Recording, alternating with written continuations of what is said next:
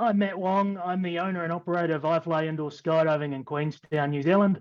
I've been in tourism for about 20 years, and I have a family here in Queenstown that sort of tied me to a beautiful destination. We launched I-Fly in 2018, and 2019 was our full financial year. We had a rocky first start, but then we got into our stride, and then COVID hit. What we learned through COVID, though, is that you're nothing without your people, and our staff. When we looked after them, they looked after us, and they got us through this pandemic, and now we're thriving.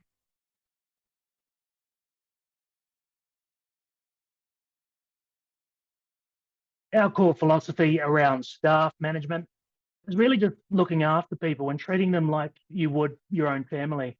There's this saying, if your business was a person, what sort of person would you want to be? Well, I'd want to be a kind person who looks after my people, encourages them, protects them, and gets them to their optimal performance.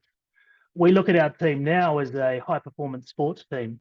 So we need to support them in many different ways, and that support both inside the workplace and outside the workplace.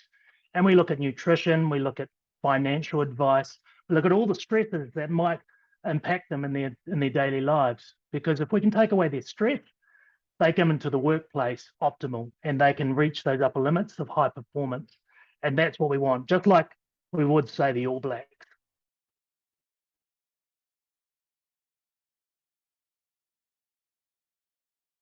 The biggest thing that we've done for staff engagement and retention is really find ways to surprise our staff and overwhelm them with how kind we can be as an owner operator. When I think back to the pandemic and when it first hit, the first things we did was communicate really clearly to our staff what we were doing. We also employed Maslow's hierarchy of needs, and we made sure that they had physiological needs, which is making sure they can pay their rent, buy food, those sorts of things. The second thing we did was make sure they felt safe. They didn't feel like we were going to make them redundant, that they were actually part of a team and that we actually wanted to save their jobs and keep them in our business. Third thing we did is we made sure that they were part of that team and understood they were going to help us solve a lot of these situations and get us out of crisis. And then it was thanking them for actually saving us from getting out of this crisis. And that self-esteem then led on to optimal performance and getting them to be our problem solvers for us.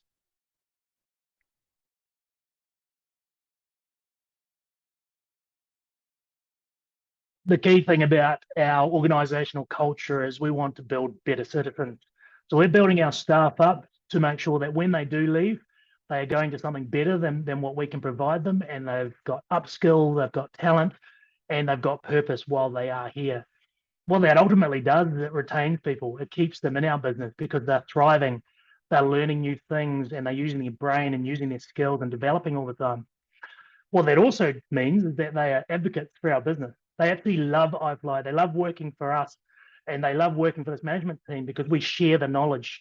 It's certainly not ours. We don't retain any of this knowledge with us. We want them to be uplifted with us because that helps grow our business. And then when they're advocates out in the wilderness, they're starting to attract other people that want to work for us. So when it comes to labor shortages, we don't necessarily have those same problems as other businesses do, because when we put an ad out, generally we don't even have to. People are coming flocking to us because they know that we're a great employer.